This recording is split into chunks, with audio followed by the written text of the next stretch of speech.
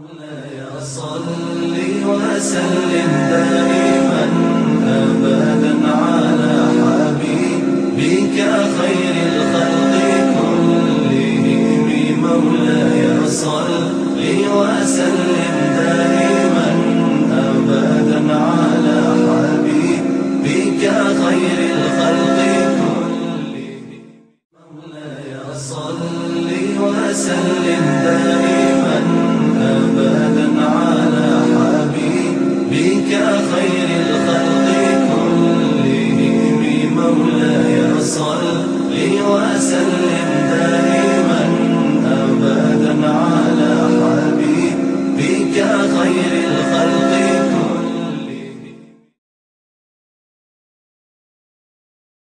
ও মা তোমরা আমার মায়ের জাত মা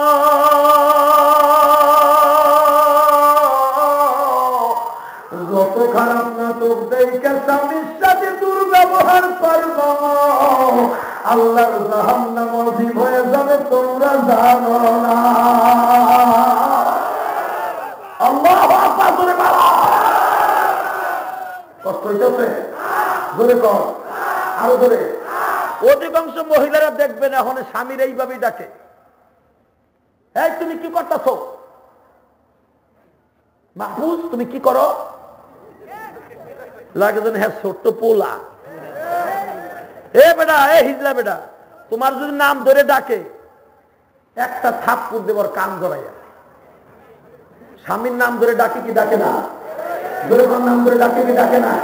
ডাকে কি? মেহবুজ একটু এদিকে আসো না গো বাবা। আরে আসছি তো গো বাবা, যাচ্ছি তো বাবা। ওরে আল্লাহ রে, কোন মডেল ডিজিটাল যুগে আইছি রে। নাউজুবিল্লাহ কর, আরো তবে কর। আগে শুনতাম মদ খাইয়া বউরে মা কর, মাইয়ারে ডার্লিং কর, আর মহিলা মদ না খাইয়া স্বামীরে বাপ কর। ঠিক না বেশি? খবরদার মা, ভাষার ভিতরে অনেক গুণ আছে তোমরা জানো না। কোন মহিলা যদি তার স্বামীকে ডাক দেয় নাম ধরে, ওই মহিলার গুনাহ হবে না, কিন্তু মরার পরে এমন বাইরে বুঝবা ওই সময় স্বামীর নাম মুখ দিয়ে নেওয়া কত কষ্ট। ঠিক না বেশি? কষ্ট হইতেছে? হোক গা 7-10 মিনিট রস করবে। কয়টা পর্যন্ত চলবো? সারা রাত? আরে ওয়াজ তো শুরুই করি নাই না। ওই যে মা খাদিজা গরম পানি মারতে চাইছে, মনে আছে? আরো ধরে কম দেখ বাচ্চা গরম পানি ঠেলা রাখি, বাইরা আমার দিকে তাকান, ইব্রাহিম নবী দাঁড়াইছে। মা সায়রা বলে আমার মাথার উপরে দামি একটা উন্না লাগাইয়া দে, আমার সাহেব খুবই আজকে আমার বাড়ি হাজির হয়ে গেছে। বান্ধবীরা বলতেছে সায়রা রে এই কাজ করো না, আজকে চয়েস না হলে কিন্তু তোমার বাবা এই বছর আর বিয়ে দিব না। সায়রার বাবা ছিল হিন্দু গো বাবা, সে কিন্তু মুসলমান না। সারা পৃথিবীতে তখন কয়েকজন মুসলমান, তার ভিতরে লূত নবী আর ইব্রাহিম নবী, আর কেউ মুসলমানই নাই।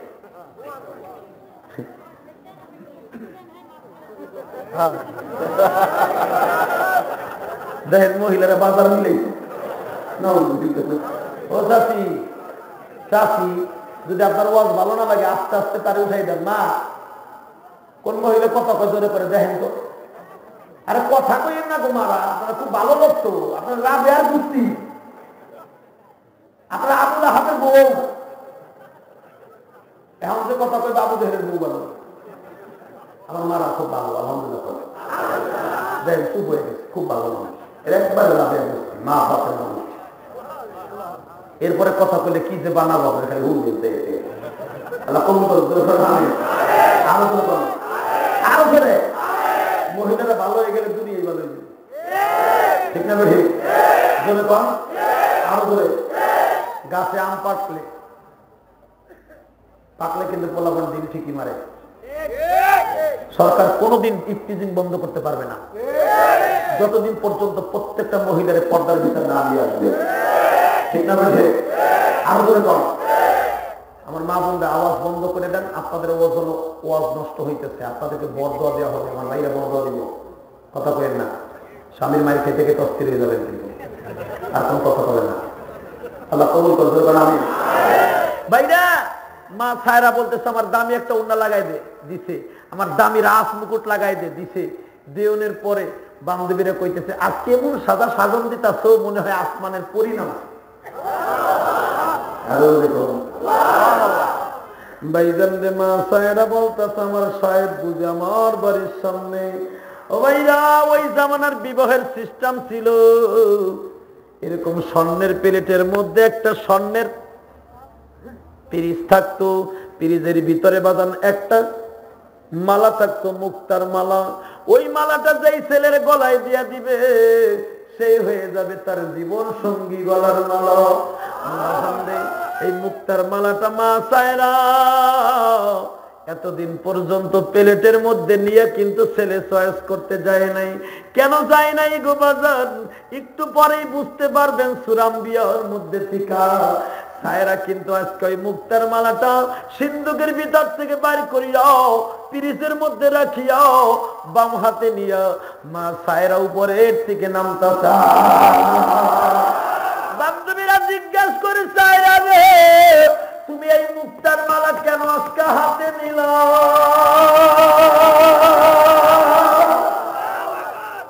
সায়রার বাবা বলতেছে আজকেও তো আমার মেয়ে ছেলে চয়েস করবে না। কেমন মেয়ে জন্ম দিলাম, এত ছেলে তার সামনে দেখাইলাম, একটা ছেলেও চয়েস করে না। এর চাইতে দামি ছেলে আর কোথার থেকে আমার মেয়ের বিবাহের প্রস্তাব নিয়ে আসবে? ও ভগবান আমি জানি না। মাঝখানে ভগবান করলেন যে রাগ হইলেন, উনি ওই ধর্মের ছিলেন। ভগবান আজকে যদি না হয় আমার মায়ের কোন বড় লোকের কাছে বিয়া দিব গো? বাবারে যাইবার সময় কপালে একটা সোনা দিয়েছে। বাবা হাত কান্দার সভাপতি সাহেব, বাবা এইভাবে হাতটা বুকের সাথে লাগায় বলে মা রে আমি জানো আজকে দেখি তুই একটা ছেলেরে চয়েস করছো। ও মা আমি তো তোর আগেই চয়েস করতে বলে দিয়েছি, ছেলেটা খোরা হোক, লুলা হোক, গরিব হোক, রাস্তার ছেলে হোক, মা তুই চয়েস করলেই তার দিয়ে দিব।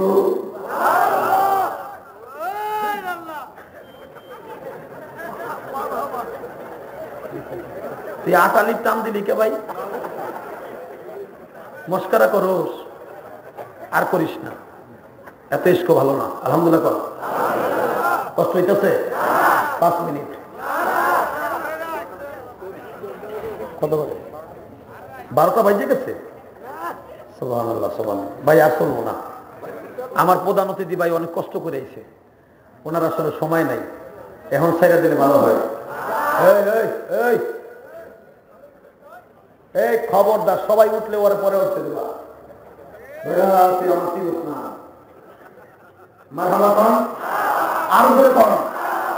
এখন বাজান 2 ফোঁটা পানি বরাদ্দ করবেন। মা সায়রার বাবা বলতেছে মা সে গরিবের ছেলে হোক, যদি তুই একবার চয়েস করে দে, কারণ মা আমি পৃথিবীর সবথেকে ধনী একদম, আমার সম্পদের কোনো অভাব নাই, তুই যদি একটা ভিক্ষুকের ছেলেকে চয়েস করিস মা আমি তারে বড় লোক বানাই দিব। মা ছেলের একটা চরিত্র ভালো হতে হবে। ঠিক আছে মা তুই যা। বাবা মেয়ের আদর দিয়ে বাজান ছেড়ে দিছে। মা সায়রা সবে মাত্র উপরের থেকে নামতাছে। ও বাবা যখনই এক পা সিঁড়ি দিয়ে নামছে সোজা হঠাৎ করে সায়রার নজরটা ইব্রাহিম খলিলের নজরে। মা সায়রা মনে হচ্ছে আসমান থেকে পড়ছে। কেন মা সায়রা বাজান এদিক সেদিক তাকাইতেছে না। মা সায়রা অন্তত 2 মিনিট পর্যন্ত ওইখানে দাঁড়াই ইব্রাহিমকে দেখছে। ইব্রাহিমকে দেখে সে মনে মনে আইডিয়া করছে আমি যারে স্বপ্নে দেখছিলাম গো, যেই লোকটা আমাকে প্রতিদিন স্বপ্নের ভিতরে মাস্টার হইত, যেই লোকটা প্রতিদিন আমার স্বপ্নের ভিতরে ক্লাস করাইতো, যেই লোকটা আমার বলতো সায়রা রে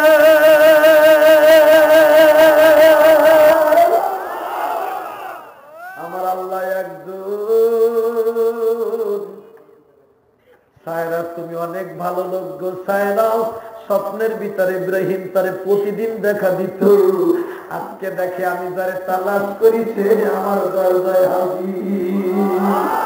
মা সায়রা বাজারে এত দূরে দৌড় মারলে ইব্রাহিম খলিলের সামনে যায় মুক্তার মালাটা তার পায়ের কাছে রাখলে। নিয়ম ছিল গলায় পড়াইয়া দিয়া, কেন তার পায়ের কাছে রাখলেন? তার ছেড়ে আসছে ইব্রাহিমের সারা পৃথিবী ইব্রাহিমের পায়ের কাছে আল্লাহ দিয়ে দিবে। এত দামি মুক্তার মালা আল্লাহর খলিল ইব্রাহিমের পায়ের কাছে রাখিয়া আমার দিকে তাকাও। ইব্রাহিম মাথা নিচের দিকে তাকাইয়া ছিলেন, থুতুর নিচে হাত দিয়ে বলতেছে, ও আমার সখা, আমার প্রাণের পাঞ্জানের জান, আপনি তো এখন এই বাড়ির রাজা। যারা ইব্রাহিমদের তিরস্কার করছিল হেরা কি দাঁড়ায় থাকবো? হেরা থাকবে। এটা কি হইল? বড় ঘটনাটা কি হইল? শাখা এই কি হইল? ইসারি কি করলো? এই মোল্লারই মেরে দিল। সর্বনাশ দৌড়ে এখানে খারাই খাওয়া যাবে না, মানুষ সব শেষ। যার এত চিৎকারে মারলাম এই বেড়ারে কাম করে গেছে। বাজানদের বেঈমান গুলো যখন ছোটাছুটি করে বের হয়ে যায়, ইব্রাহিমের থুতুর নিচে হাত দিয়ে কয়, আপনি তো এখন আর নিচের দিকে দাঁড়ায় থাকবেন না, আপনি চান আমার দিকে দেখেন, আমারে আপনার চয়েস হয়েছে। আরো জোরে কর না, আরো জোরে কর। যখন ইব্রাহিম চাইরার দিকে একবার তাকাইছে, আমার আল্লাহ ইব্রাহিমের চোখের মধ্যে এমন জাদু দিয়া দিছে, ইব্রাহিমের হাত ধরিয়া বাবার সামনে নিয়ে গেছে। বাবা ইব্রাহিমের চেহারার দিকে তাকায় বলে, মা রে, এই ছেলেটার বাবার বাড়ি কোথায় জিজ্ঞেস করছো নি? মা সায়রা বলে, বাবা গো, তুমি না বলছো ছেলেটা লুলা হোক, খোরা হোক, গরিবের ছেলে হোক, ওর কোন বংশের পরিচয় আমি জানতে চাইব না, তুমি যারে চয়েস করবা তার সাথে দিয়ে দিব গো মা। ও বাবা, আমি আর কিছু দেখি নাই গো বাবা,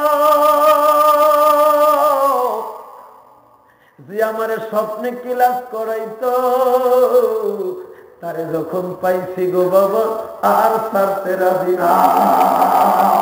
ও বাবা, এতদিন যে জামাই চয়েস করছি, আসলে এই জামাইটা আমি চয়েস করে স্বপ্নের ভিতরে দেখা রাখছি। বাবা গো, এরে আর ছাড়া যাবে না। সঙ্গে সঙ্গে সায়রার বাবা ইব্রাহিমকে নিয়ে বসলেন। বাবা তোমার নাম কি? এখন ধরে ধরে চিৎকার মারবা, বাবা তোমার নাম কি? ইব্রাহিম। কি নাম? আরো ধরে কম। চমৎকার নাম তো, এরকম নাম তো জীবনে আমার ধর্মে শুনি নাই। তোমার নাম ইব্রাহিম? বাবা তোমার বাবার নাম কি? এখন কাঁদবেন। আচ্ছা, আমার বাবার নাম বললে আপনি চিনবেন। কি নাম তোমার বাবার? আজব। আজব? কোন আজব? যে আমার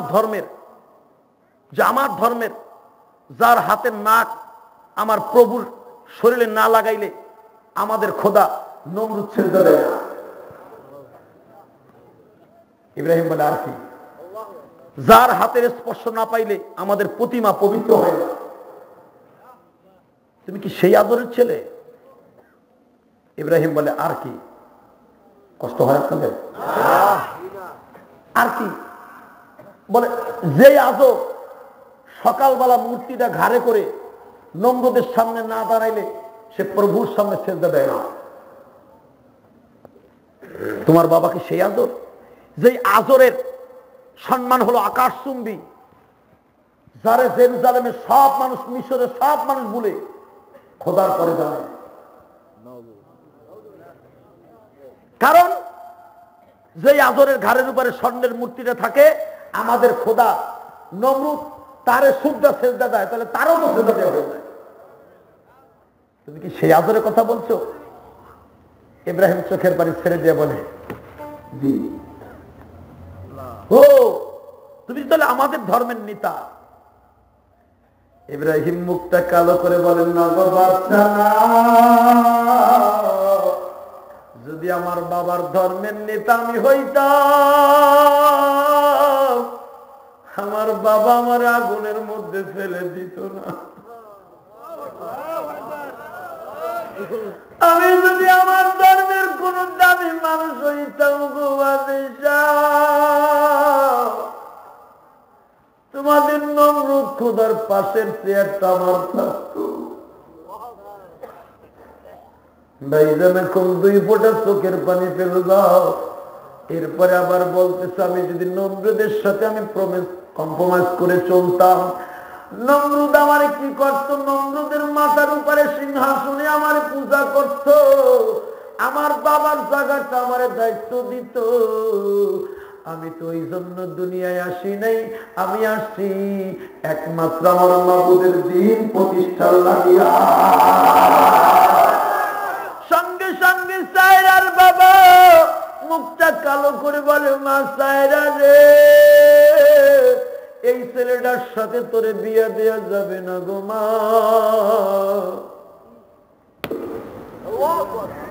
এখন চিৎকার মারবা, এই ছেলের সাথে তোরে বিবাহ দেওয়া যাবে না মা, এই ছেলেটা আমার ধর্মের ছেলে নয় গো মা। সায়রা বজ্র মুষ্টি ধারণ করে বলে, বাবা গো, তুমি তো এই দেশের একজন প্রতিনিধি গো বাবা, তোমার কথা কোনদিন রদবদল হওয়ার কথা নয়। তুমি কোন ধর্মের বিচার করো নাই, তুমি কোন জাতির বিচার করো নাই, তুমি শুধু বলছো তুই যারে ধরে আনবি মা, আমি তার সাথে বিয়া দিব তোকে মা। বাবা তুমি আমার কথা শুনো, তুমি যদি তোমার কথা না রাখো, আমি তোমার কথা মেয়ে হিসাবে রাখবো। রাজনীতি মায়, তুমি যদি তোমার কথা ঠিক না রাখো, আমি তোমার মেয়ে, আমি তোমার কথা ঠিক রাখবো। কি বলতে চাস তুই? বাবা গো, ইব্রাহিম হলো আমার স্বপ্নের রাজকুমার, এর যদি তুমি বিবাহ না দাও, আমি নিজেই বিয়ে করবো বাবা। আরো জোরে কন্যা। আমার মুসলমান ভাইরা, যে ইব্রাহিমের সামনে আমার আল্লাহ কোরআনে কি বলে, শত শত জায়গায় দেখো, وَإِذْ يَرْفَعُ إِبْرَاهِيمُ الْقَوَاعِدَ مِنَ الْبَيْتِ وَإِسْمَاعِيلَ।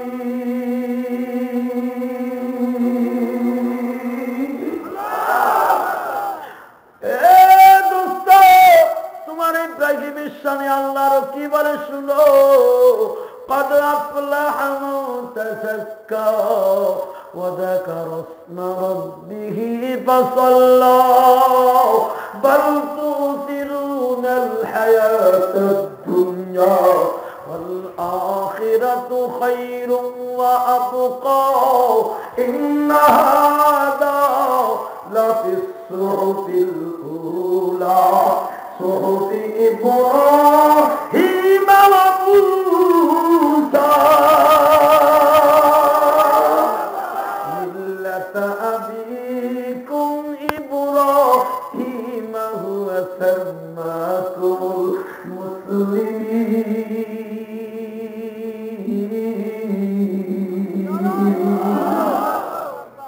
বাজান আমার দিকে তাকান, এত কথা যার সামনে আল্লাহ কোরআনে বললেন, ওই ইব্রাহিমকে হাত ধরে মা সায়রা বলে, বাবা গো,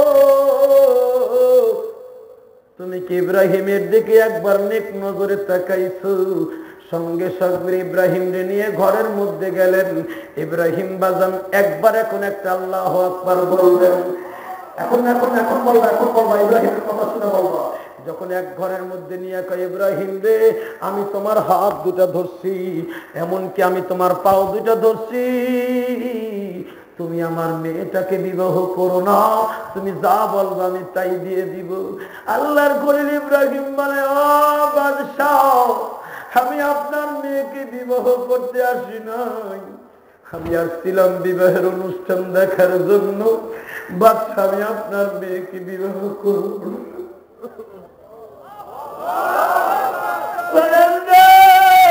আমার আল্লাহ বলে, জিবরাইল রে, সারা দুনিয়ার মালিক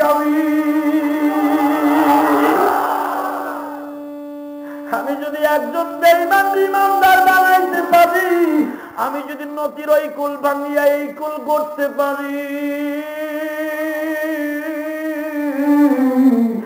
আমি যদি পাহাড় ভাঙিয়া তুলা বানাইতে পারি, আমি কি সায়রার বাবার দিল গলাইয়া সাগর বানাইতে পারি না? আল্লাহ আমার রবি আমার সব, আল্লাহ আমার রবি আমার সব, আল্লাহ আমার রবি আমার সব। কথা ঠিক না বেঠে? ঠিক না বেঠে? নবী আমার জান, নবী আমার প্রাণ, নবী আমার জান, নবী আমার প্রাণ, আল্লাহ আমার জান, নবী আমার প্রাণ, তাদের জন্য দিতে পারি আমার জীবন, তাদের জন্য আপনি বলেন অবস্থায় তুমি জীবনে কি চাও? তাদের জন্য দিতে পারি যদি তাদের জন্য দিতে পারি, পারি কি পারি না? পারি কি পারি না? পারি কি পারি না? পারো, পারো, আল্লাহর জন্য জীবন দিতে পারো। খোদার কসম করে বলি, তুমি যদি একটা নেতার কথায় একটা মানুষকে মাদান করতে পারো, একটা মানুষের কথায় যদি একটা মানুষের বাড়ি ডাকাতি করতে পারো, একটা মানুষের নেতার কথায় যদি পেট্রোল বোমা মারতে পারো, 2 টাকার বাড়তি নেতার কথায় যদি মানুষ মাদান করতে পারো, সারা বিশ্বের নেতা আমার নবী, সারা বিশ্বের বাদশা আমার আল্লাহ, তাদের জন্য জীবন দিতে কায়রা দিয়ে আসো। আল্লাহ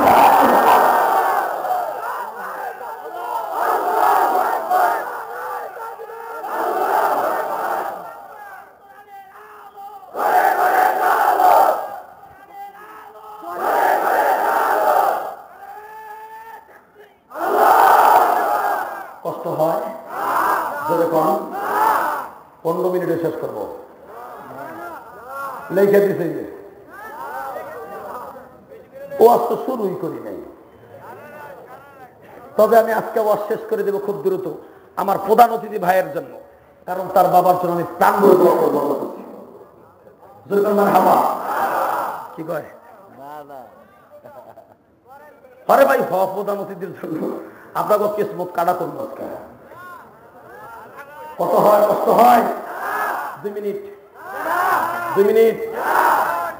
এ মেহেল লাগাইছো না তোমরা ভাইরা? আমার দিকে তাকান, এই জমিনের মালিককে। তবে কোরআন হাতে নিয়ে বলছি, জীবনে বহুত প্রধান অতিথি দেখছি, কত এমপি মন্ত্রী আমাদের সাথে প্রধান অতিথি থাকে। আপনাদের এই গাজীপুরের মা ও মাটির প্রিয় বন্ধু মোজাম্মেল হক এমপি না, মন্ত্রী না? আল্লাহর বান্দার জীবনে আমি যতটি প্রোগ্রাম আমার সাথে দিরাশ্রম আমার সাথে ছিল প্রধান অতিথি হিসাবে, তখন তো সে মন্ত্রী ছিল না, তখন এমপি ছিল। আরো 2 টাইম আগে আল্লাহর বান্দা এইভাবে ঠ্যাং 2টা মাথায় ব্যথা, তো ঠ্যাঙে ব্যথা দেখলাম, এইভাবে সামনে বইয়া আমার ওয়াজগুলো 3 ঘন্টা বসে শুনতো। আমার জীবনে দেখছি তার চোখ দিয়ে লেবু রসের মতো পানিগুলো পড়ছে। আরো করে কর, আরো করে কর। আবার দেখবা 2টা আর 5টি নেতা এমপি হিসাবে স্টেজে বসা, হে বক্তৃতা দিয়ে মাঠে নেয়, হে আইছিল খালি বক্তৃতা দেওয়ার লেগে। ওই মাইকটা ধরবো, সালাম আলাইকুম। আমার মনে হয় কেবল সালামটা মুখস্থ করেছে বাংলা বই দেখে, এমন সালাম দেয় কি দেয় না?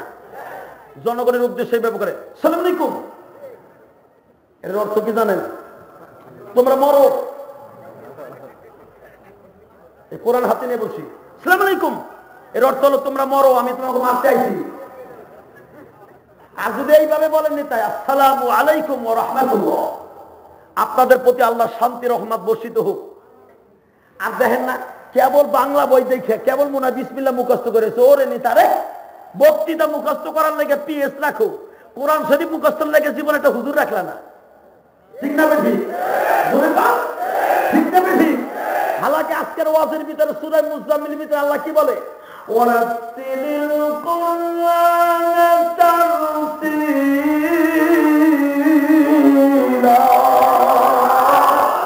আমার কোরআন যত সুন্দর করে পড়বা, তারতিলের সাথে পড়বা, তত সুন্দর একটা জান্নাত ভক্তনা পাইবা।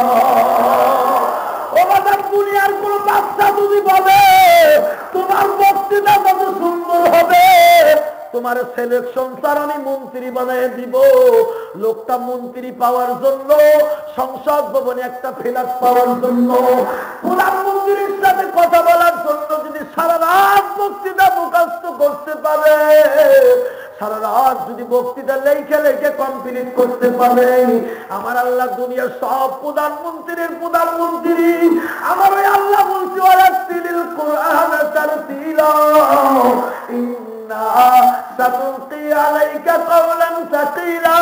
তোমরা যদি সত্যিকার আমার কোরআন সহি শুদ্ধভাবে পড়ো, দুনিয়ায় আমি তোমাদের কিছু দিব কি দিব জানি না, কিন্তু আমি তোমাদেরকে এক একটা আয়াতের বিনিময়ে জান্নাতের এক একটা উপরে উঠতে বলবো। বক্তৃতা মুখস্থ করার লেগে এমপি মন্ত্রী সারা রাত ঘুমায় না, কিন্তু কোরআন শরীফ একটা আয়াত যদি কেউ মুখস্থ করে, কোরআন বুকে নিয়ে বলছি, ওই লোকটা একটা তালার উপরে জান্নাতে থাকবে। কেউ যদি দুইটা আয়াত মুখস্থ করে, 2 তালার উপরে থাকবে। অর্থটা কি? আল্লাহ রাসূল বলেন কিয়ামতের মাঠে আল্লাহ বলবে এক একটা আয়াত পড়বি আর চড়বি। এই জন্য হাফেজরা 6666 তালার উপর থাকবে।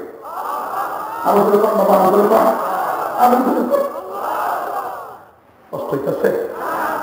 ইব্রাহিম আলাইহিস সালাম বললেন শোনেন আমি যাইগা, এখন 2 ফোঁটা পানি ফেলবেন।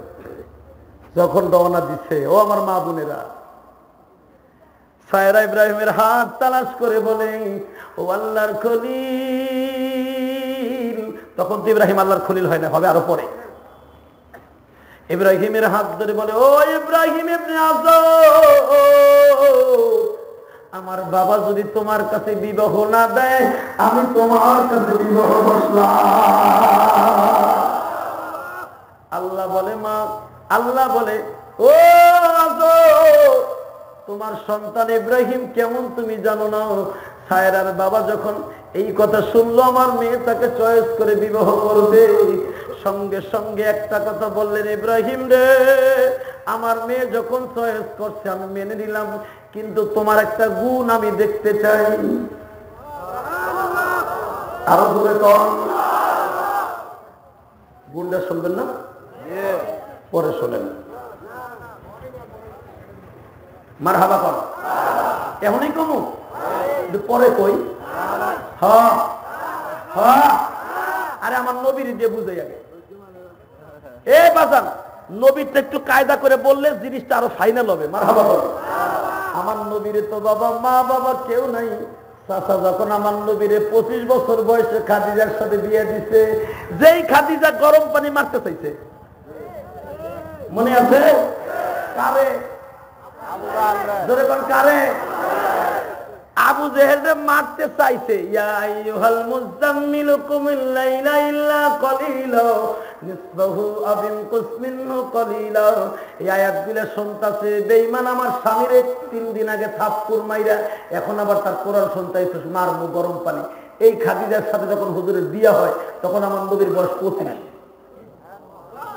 কত জোরে বল। আর এটাও তো আমাদের মা বাবা, একটু জোরে বলা। 25 বছর বয়স, খাদিজার বয়স 40, 15 বছরের ডিফারেন্স। আমি মোল্লারে যদি কয় আমার বয়স ধরে এখন 39, যদি আমারে কয় 60 বছরের একটা বুড়ি রে তোমার লগে বিয়ে দিব, আমি কব দরকার জীবনে ওয়াজ করবো না, তো ওই ধরে দিন না। ঠিক না বেঠে? কেটা জানি কয় আমি নিব না, কি কইলা? দিমু তোরে ধরাই দিব, গাড়ি দিব।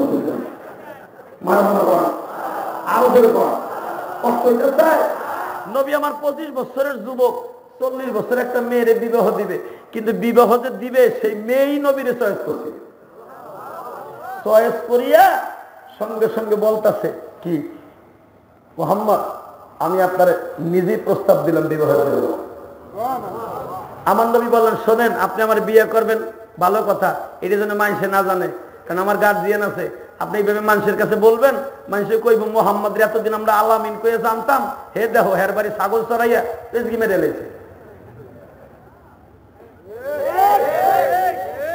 আর ওয়াজি করবো না,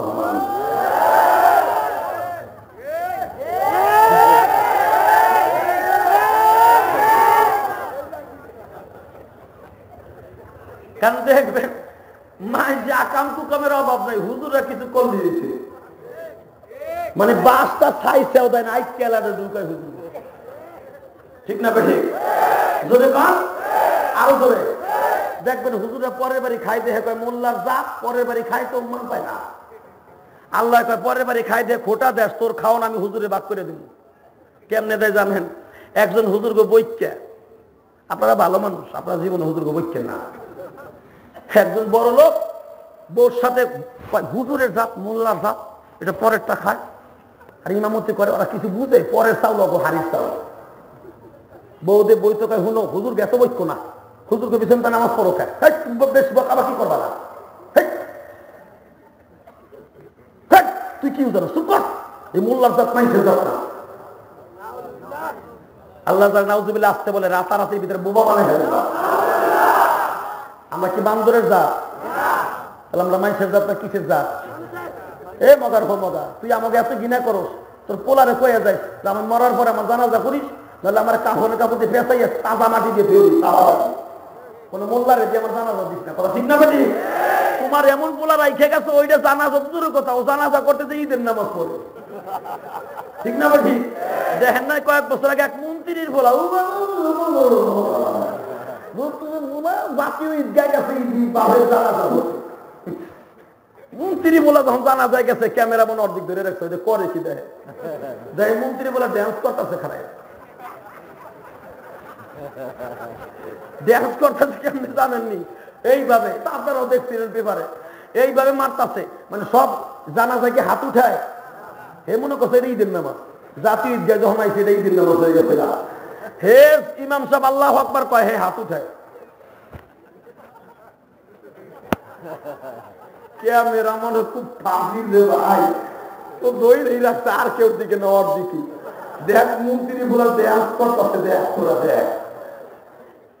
এরকম পোলা থুয়ে যাওয়া আর কোল বালিশ থুয়ে যাওয়া সমান। এ বেটা, কোটি কোটি টাকার মালিক হইতে পারো, একটা কোরআনের হাফেজের যে দাম আছে, কোরআনের হাফেজের বাপের যে দাম আছে, যদিও বেটা ঠেলা গাড়ি চালাবেওয়ালা, তুমি কোটিপতির সাথে কোরআন হাফেজের কোথাও নেই। কোটিপতির বাবাকে ৬৬৬৬ টাকার উপরে রাখবে, বরঞ্চ কোরআনের কথা আছে হাফেজের মা বাবাকে আল্লাহ ৬৬৬৬ টাকার উপরে রাখবে। চিৎকারা দেও, তোমার এমন পোলা হে জিন্সের প্যান্ট পরে, ওরে বাবা এমন টাইটের টাইটে খারাই মোটা ছাড়া অভাব নেই, কোন সুরা কিনাই আর প্রস্তাব করা। ঠিক না ঠিক? কষ্ট হইতেছে, অজ্ঞাতা যাওয়া সভাপতি আছে, প্রধান অতিথিও আছে। ভাইরা আমার দিকে তাকান, এ বঙ্গবাজার পত্রিকার ভাইরা, আমার এই ওয়াজগুলা সারা পৃথিবীতে ছড়াইয়া দাও, বুঝায় দাও একটা কোরআনের হাফেজের, একটা আলেমের কত দাম। কোরআন শরীফে আল্লাহ বলেছে, ইন্নামা ইয়াখশাল্লাহা মিন ইবাদিহিল উলামা, আমি আল্লাহর কাছে সবচাইতে দামি, সবচাইতে আমি আল্লাহকে ভালোবাসে ভয় পাই আল্লাহ। আল্লাহু আকবার জোরে বলো।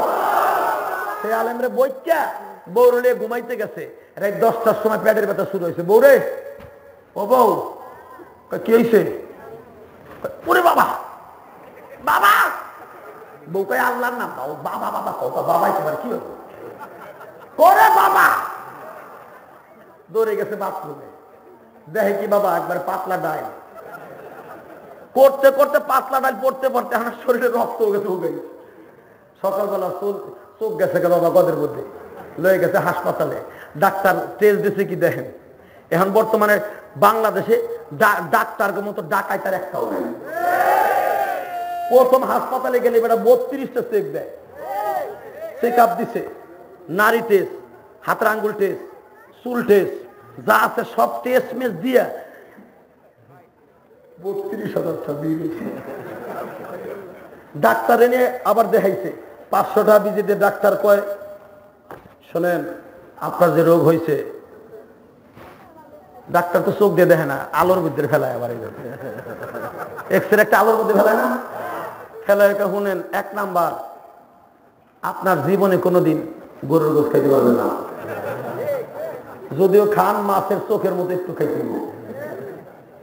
বেটা কি কইলে? 2 নম্বর, জীবনে বিরিয়ানি ঘেরানো নিতে পারবে না, যদি বিরিয়ানি খাইতে হয় তাহলে অ্যাম্বুলেন্স ঘরের দরজা রাইখা খাইতে।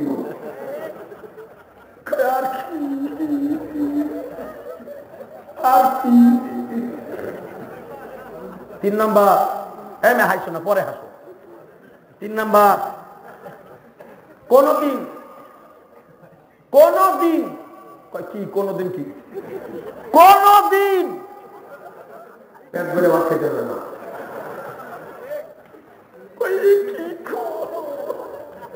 কত কটা খাবো? 4 কাপের 1.5 কাপ।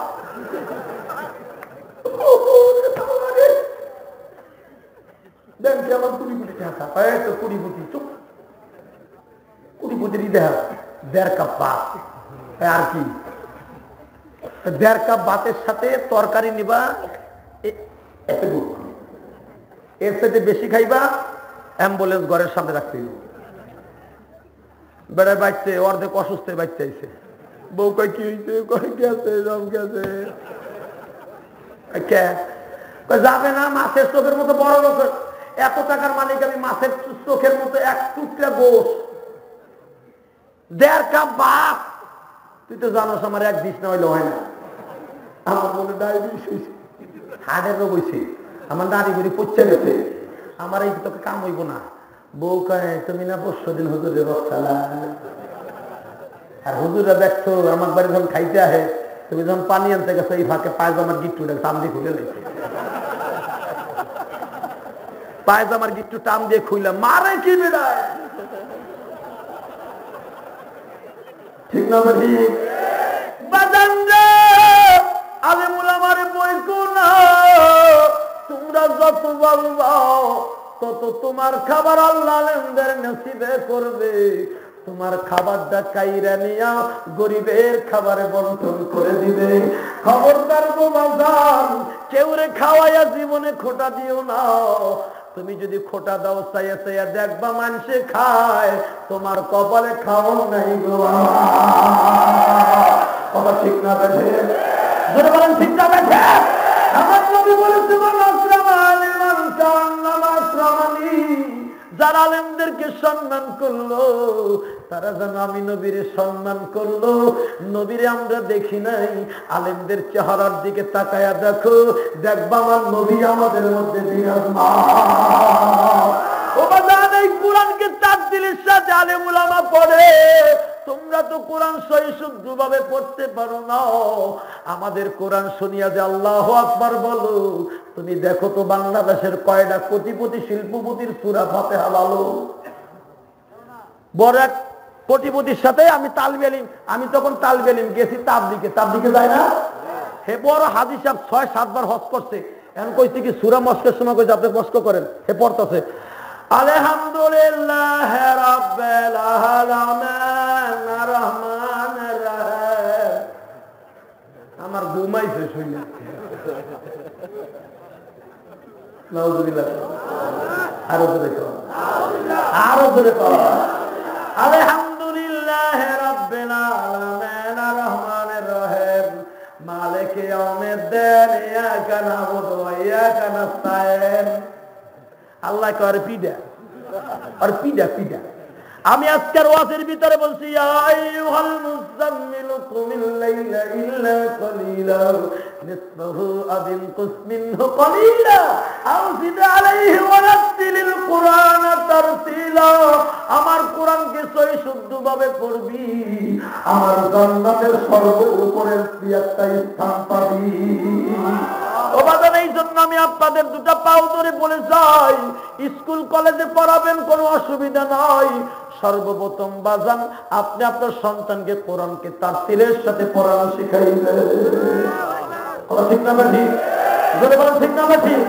ও আমার মায়েরা, আমি আপনাদের কাছে একটা দাবি রাইখা যাই গো মা, আপনার সন্তানকে কোরআনের হাফেজ বানাইতে হবে না, আপনার সন্তানকে আপনার মাওলানা বানাইতে হবে না মা। অন্তত আরে 10 বছর পর্যন্ত একজন সত্যিকারের হক্কানি তাফসীরের সাথে কোরআন পড়নেওয়ালা আলেমকে আপনার ছেলে মেয়েরে শিখাইয়া দেন গো মা, ওর লাইফটা খারাপ হয়ে যাবে। ওই স্কুল কলেজে যেথায় মনে চায় সেটাই পড়বে। আপনারা বাজারে মেহেরবানি করে আপনার সন্তানদেরকে কোরআনের হাফেজ বানাইবা। কষ্ট হইতেছে? এখনই শেষ করে দিলাম। বাঁচিয়া থাকলে দেখা হইবে আবার, মরিয়া গেলে দেখা হবে হাসরের মাজার। কেমন কর্তৃপক্ষ এখানে ইব্রাহিমের বিয়ে খাওয়াবো তোমার আর একদিন, অনুরোধ রইল, শেষ করবেন কর্তৃপক্ষ।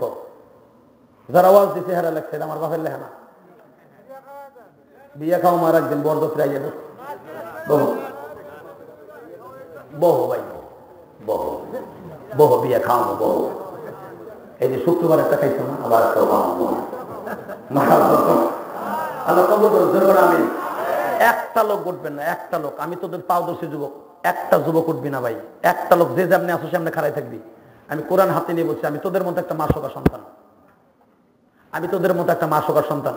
আমি জীবনভর তোমাদের জন্য দোয়া করে যাব, আমি আমার মাদের জন্য দোয়া করে যাব। মাগো, কর্তৃপক্ষের অনুরোধে শেষ করতে বাধ্য হইলাম। আমি সভাপতি প্রধান অতিথির কাছে 2 হাত জোর করে বলবো, যখন এই বঙ্গবাজার পত্রিকালারা আজকে মাহফিলটা দিয়েছে, দেখেন একটা লোকও আজকে যায় নাই। ঠিক না? আমার ভাইরা 2 ঘন্টা 2.5 ঘন্টার উপরে দাঁড়ায় আছে, মাজার দিকে তাকায় নাই, শরীরের দিকে তাকায় নাই। আমি শুধু আপনাদের 2টা হাত ধরে বলবো, একটা লোক মোনাজাতের আগে উঠবেন না ভাইজান। এরা শুধু একটা আশায় দাঁড়িয়ে আছে, একটা আশায় দাঁড়ায় আছে।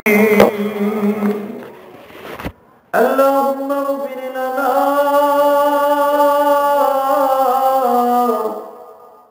ওয়া বিওয়ালিদাইনা রাব্বিরহামহুমা কামা রাব্বায়ানি সগীরা। জমিনের মালিক রে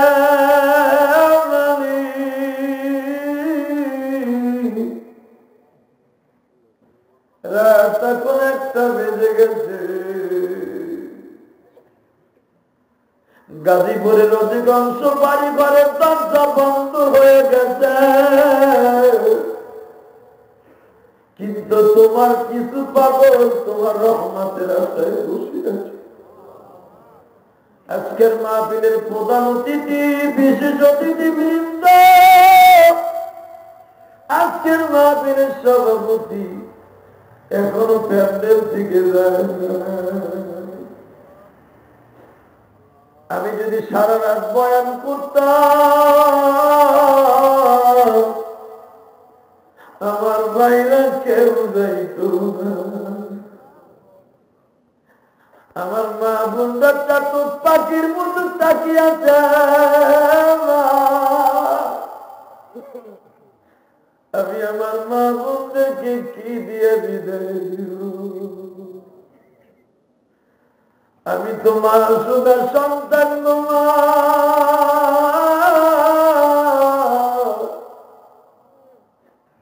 আমি এই গাজীপুর সমস্ত দোকানদার ভাইদের জন্য, আমার ভাইদের দোকানদারি করতে কষ্ট হইছে, ডিস্টার্ব হইছে, তারপর আমার বাইরে মাইনা হইছে। আমার এই গাজীপুরের দোকানদার ভাইদের সকলের দোকানে বরকত দিয়ে দেওয়া। এই বঙ্গবাজার পত্রিকার সকল সদস্য মাথার ঘাম পায়ে ফেলাইয়া কষ্ট করছে। কাজী মোশাররফ হোসেন তার ছেলের জন্য দোয়া চাইছে, শাহ আলম দোয়া চাইছে গো মামু। এখানে অনেকের জন্য দোয়া চাওয়া হয়েছে, আমি কারো নাম অন্তরের থেকে মনের থেকে লইয়া জবানে না নিয়ে তোমার কাছে বলি, যারা থেকে বুঝতে দোয়া চাইতে এদের সকলের জীবনের গুণ মাফ করে দাও। আমার মাইকের আওয়াজ কত বিল্ডিং এর বাসায় যাইতেছে, আমার মা বোনরা বাসায় বসে হাত তুলছে।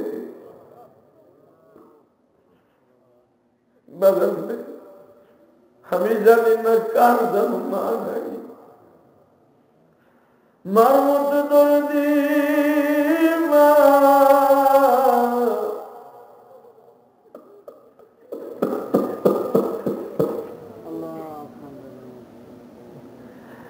যেই মা 10 মাস 10 দিন পেটে বুঝে আমি সন্তানদের বুকের উপরে রাখিয়া বুকের মালিক হিসাবে পালিয়া আজকে লক্ষ লক্ষ মন মাটি বুকে চাপা রাইখা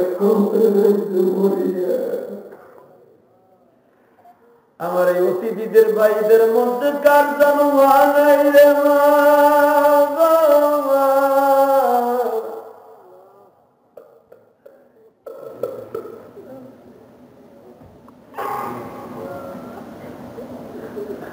আমার মা বোনরা তো জানে সন্তান জন্ম দেওয়া কত কষ্ট।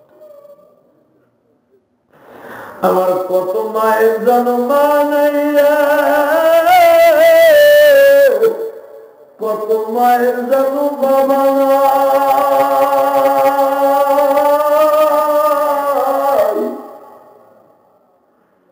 কত মায়ের জন্ম স্বামী নাই। আমার যেই সমস্ত মা বোনেরা চিরয়াতি হয়ে গেছে তাদের খবর গুলো জান্নাতের বাগান বানায় দিয়া। আর ছোট্ট ছোট্ট বাচ্চাগুলা একটা বাচ্চাও ডিস্টার্ব করে নাই। আমার যুবক ভাই আমার নাম শুনিয়ে পাগলের মতো আছে।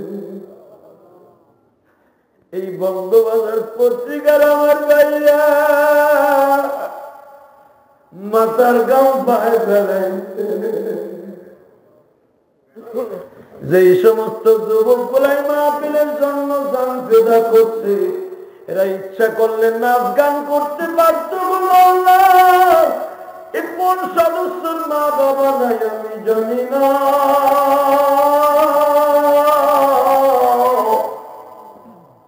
প্রত্যেকের মা বাবার কবরটা জান্নাতের বাগান বানায় দিয়া। আজকের মাহফিলের প্রধান অতিথি তার বাবা যদি আজকে বাইতে থাকতো আর যদি দেখতো আমার নামে যুবকরা তাফসীরুল কোরআন মাহফিল দিচ্ছে, আমার ছেলে প্রধান অতিথি হইতে বাবার মুখটা ভরিয়া যাইত। তার বাবার কবরটা জান্নাতের বাগান বানায় দিয়া। গতকালকার প্রধান অতিথি যিনি ছিলেন আমার 1000 টাকা হাতিয়ে দিয়ে বলে, হুজুর আমি জীবনভর বহুত শুনছি, এইভাবে কান্দি নাই। আপনি ঠিকই কথা বলেছেন। আমার বাবা যদি থাকতো আজকে আমার বন্ধু বাতাম তুই প্রধান অতিথি হয়েছেন, আমার বুকটা ভরে গেছে। দুনিয়ায় টাকা দিয়ে নেতা কেনা যায়, কিন্তু বাবা মায়ের জন্য দোয়া করার মতো কেউ পাওয়া যায়। আল্লাহ আজকের মাহফিলের সভাপতি সাহেবের কলেজের টুকরা একটা সন্তান অসুস্থ, শাহলম নামে এবং আরো যত ভাইরা আছে এই বঙ্গবাজার পত্রিকার সকল ভাইদের নাম আমি জানি না, তবে যারা এখানে কষ্ট করছে তাদের সকলের আব্বা আম্মাকে মাফ করে দাও।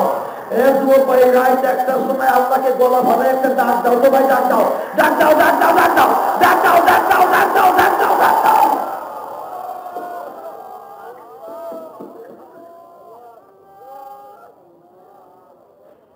দেখো তো কার মা নাই, কার বাবা নাই। হারে মার কথা কার জন্য মনে পড়ে গেছে, আরে কার জন্য বাবার কথা মনে পড়ে গেছে।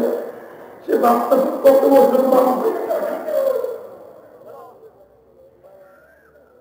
আল্লাহ আমার ভাইদেরকে তুমি কবুল করে দাও। আল্লাহ আল্লাহ দেখো কেমনে যুবকেরা কামড়ে, তুমি দেখো আল্লাহ, দেখো আল্লাহ, দেখো দেখো আল্লাহ, দেখাও।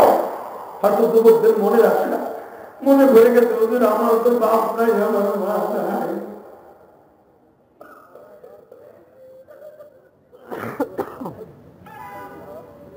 দেখো আমার কোন মা জানো জোরে চিৎকার মেরে মেরে কাঁদতেছে, আমি শুনতেছি। আল্লাহ আল্লাহ অনেক মাদের কলিজা ভাইটা যাইতেছে হুজুর আমার তো মা বাবার কেউ নাই।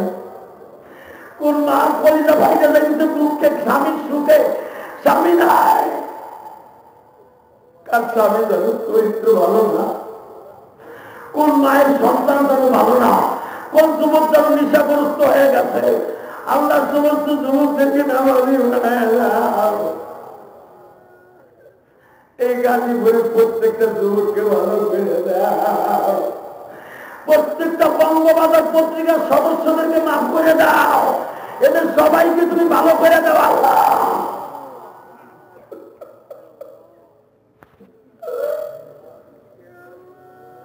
তুমি আমার মা বোনদেরকে মাফিয়ার সাথে হাসিল করে দাও, স্বামীর খেদমত করার তৌফিক দাও। আমার মা বোনদেরকে যথারীতি 5 ওয়াক্ত নামাজ পড়ার তৌফিক দাও। ও মা যেই ঘরে লাল শাড়ি পরে আসছিলেন মা, ওই ঘর থেকে সাদা কাপড় পরে বাইরে যাওয়া মা। আল্লাহ রে বুঝলো না মা, আল্লাহ রে বুঝলো না মা, বাদনা তো দেখে ছায়া তুমি দেখে জীবন নষ্ট হলো না মা। ভাই তোরা বিচার করিস না ভাই, বিচার করিস না। আল্লাহ আমাদের ছেলে সন্তানগুলো হক্কানি আলেম আলেমা বানায় দাও।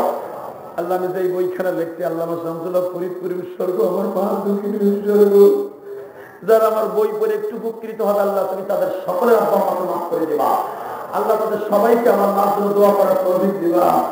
আল্লাহ আজকের মাহফিলের সমস্ত সদস্য বিরুদ্ধদেরকে মাফ করে দাও। প্রধান অতিথির সাথে যে সমস্ত ভাইরা আসছে আল্লাহ আমার ভাইদেরকে কবুল করে নাও, আমার ভাইদের সকলের আব্বা মাকে মাফ করে দাও। এরকম তাফসীরের মেলা মিলাইবার তৌফিক দান করে দাও। আমি প্রধান অতিথির কাছে দাবি রেখে যাবো, বছরে যেন সে বিশাল করে একটা তার বাবার নামে ওয়াজ দিতে পারে, সেই তৌফিক দান করে দিবা। তার বাবার নামে যারা ওয়াজ দিবে তার হাজার হাজার লক্ষ লক্ষ টাকা দিয়ে সংগঠনকে সহযোগিতা করার তৌফিক দিবা। আল্লাহ লক্ষ লক্ষ টাকা ওই সংগঠনকে তার বাবার নামে দিয়ে দিতে তৌফিক দিবা। তাহলে কোনো দিক অর্থের দিয়ে তুমি কষ্ট দিবা না, সম্মান আরো বাড়ায় দেবা, সভাপতির সম্মান বাড়ায় দেবা, এলাকার প্রত্যেকটা সদস্য ভাইদেরকে কবুল করে দেবা। আমার সাথে যে ছেলেটা আসছে কলেজের ইউনিভার্সিটি এবং আমার সাথে আসছে, মেহরবানি করে আল্লাহ পরে তুমি কবুল করে নেবা। আল্লাহ ড্রাইভারকে কবুল করে নেবা। আল্লাহ মেহরবানি করে এই যুবকটা লেখাপড়া বরকত দান করে দিবা। মালাকুল মউত যেদিন পাঠাইবা এই জবান থেকে জারি করে দিবা লা ইলাহা। আল্লাহ খাস করে আরেকটা অনুরোধ তোমাকে করে, অনেক ভাই বোনেরা হজে যাবে, আল্লাহ তাদের হজে যাওয়ার তৌফিক দান করে দিবা। আল্লাহ আমাদের যাইতে পারে নাই তাদের যাওয়ার তৌফিক দিবা। আল্লাহ শাহ আলম ভাইয়ের মা দোয়া চাইছে, নয়ন সাহেবের ওয়াইফ দোয়া চাইছে, প্রত্যেকের মনের আশা পুরো করে দিবা। মালাকুল মউত যেদিন পাঠাইবা এই জবান থেকে জারি করে দিবা লা ইলাহা ইল্লাল্লাহ। প্রত্যেকে বাড়ি দুইটা সাইডে করে বই নিয়ে যাবেন এবং ক্যাসেট নিয়ে যাবেন।